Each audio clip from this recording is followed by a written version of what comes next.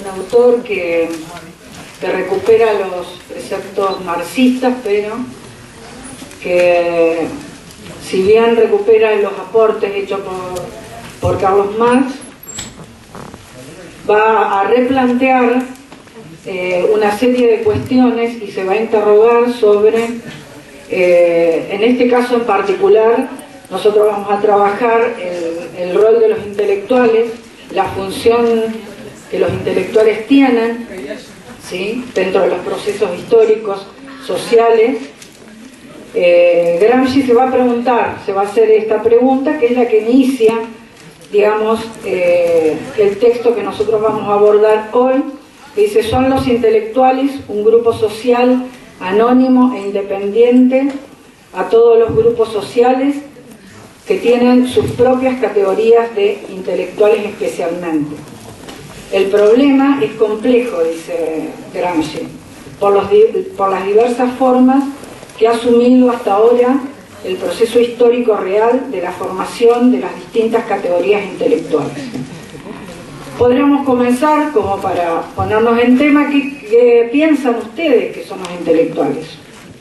¿Qué idea tienen sobre este concepto de intelectual? ¿Qué se les ocurre? ¿Qué les viene a la mente? Contribuir nuevas ideas. ¿Alguien que sabe cómo? Contribuir ideas. Contribuir ideas. ¿Qué más podemos decir?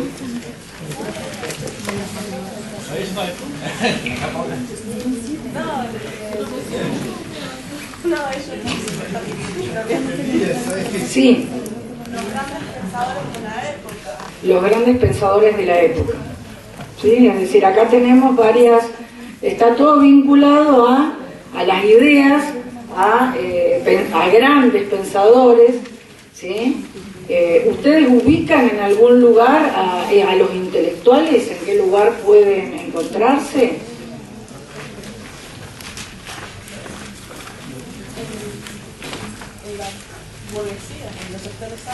En los sectores altos, dicen, sí. En las academias.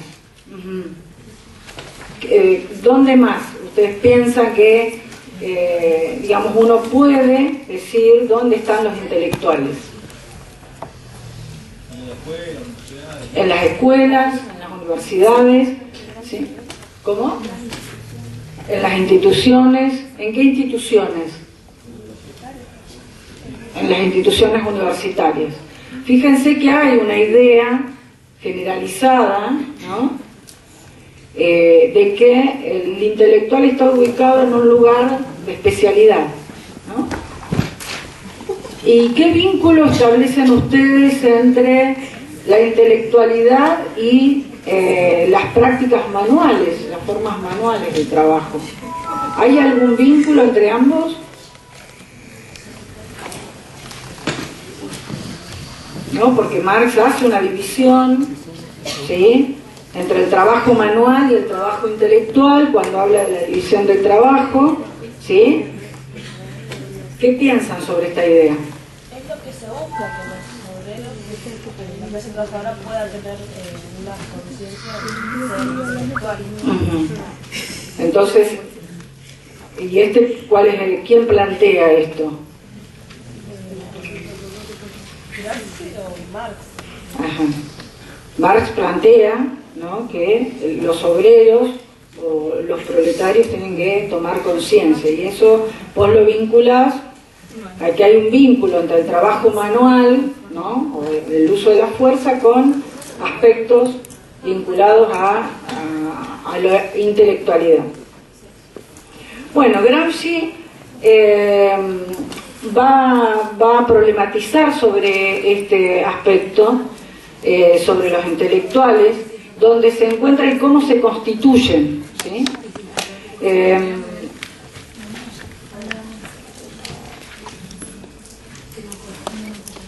Por ahí vamos a ubicarlo. Gramsci es italiano, ¿sí? Él va, digamos, a escribir su mayor desarrollo lo va a realizar en la cárcel, es encarcelado por Mussolini, ¿sí? Y es recluido, y en ese proceso de reclusión, por supuesto por pensar, tener ideas vinculadas al socialismo, ¿sí? En principio y con posterioridad es el fundador del Partido Comunista en Italia. Esto, más allá de que Gramsci se presenta como representante del Partido Comunista a las elecciones parlamentarias, Mussolini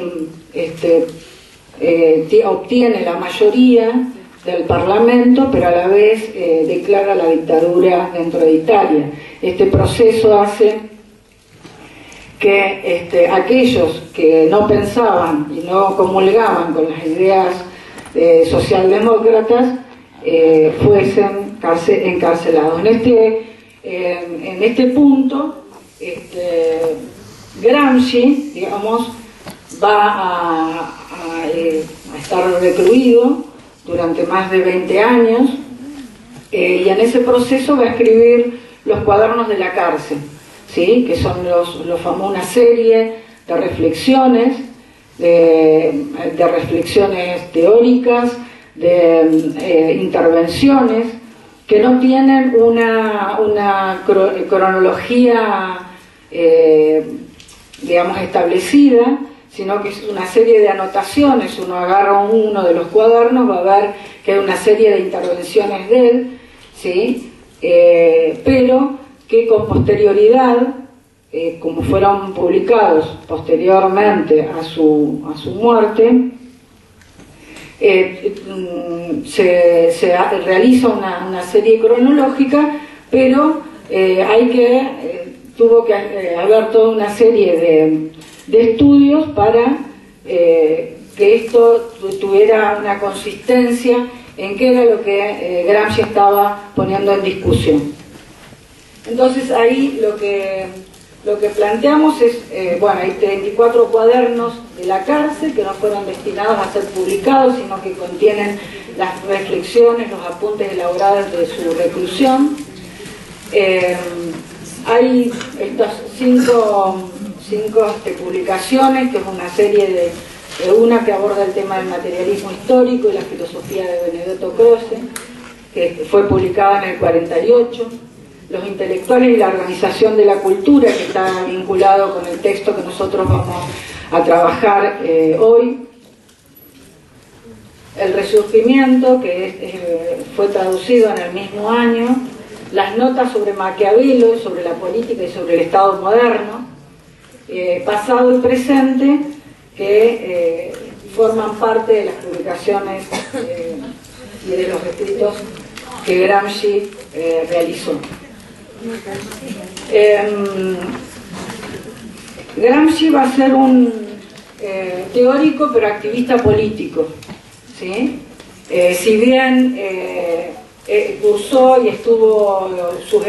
sus estudios universitarios, él abandona la universidad y se dedica directamente a la participación política.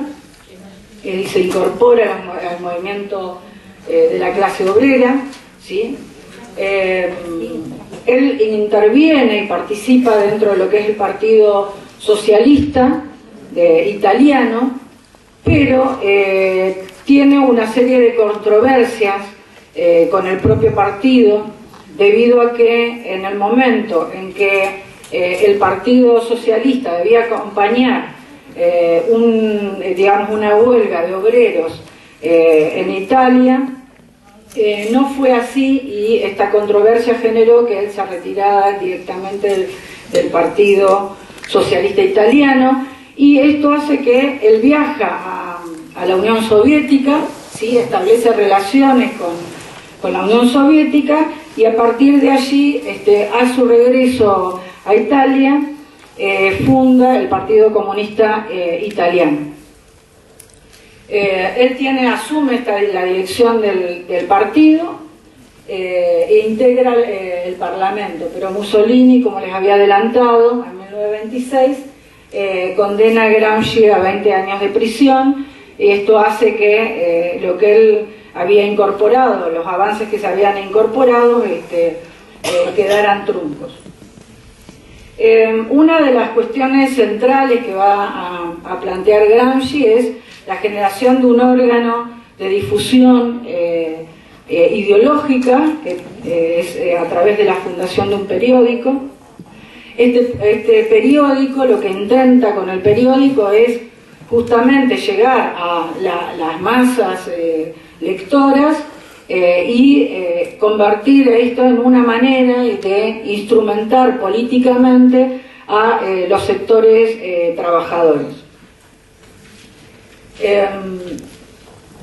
Entonces es una característica particular, ¿no? El tema de comenzar a pensar que desde un periódico se puede difundir estos ideales o un cambio, o producir o comenzar a producir, a generar la circulación de nuevas ideas y la posibilidad de la incorporación de los obreros a un proceso que él va a considerar necesario en cuanto a que piensa que el sector trabajador, el sector proletario, necesariamente tiene que educarse, ¿sí? Si es que educarse en el más amplio sentido de la palabra, en lo que respecta a cuestiones de organización, de ideas de conducción, ¿sí?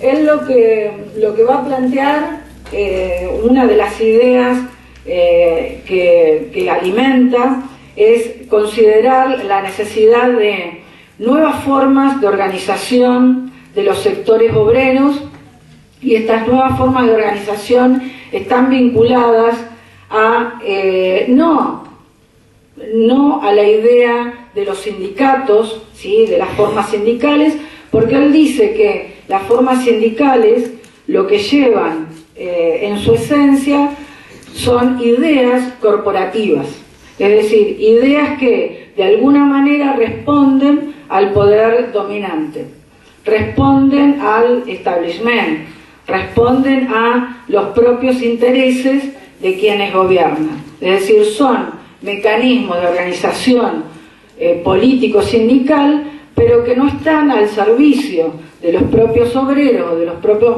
proletarios, sino que de alguna manera son funcionales al poder establecido.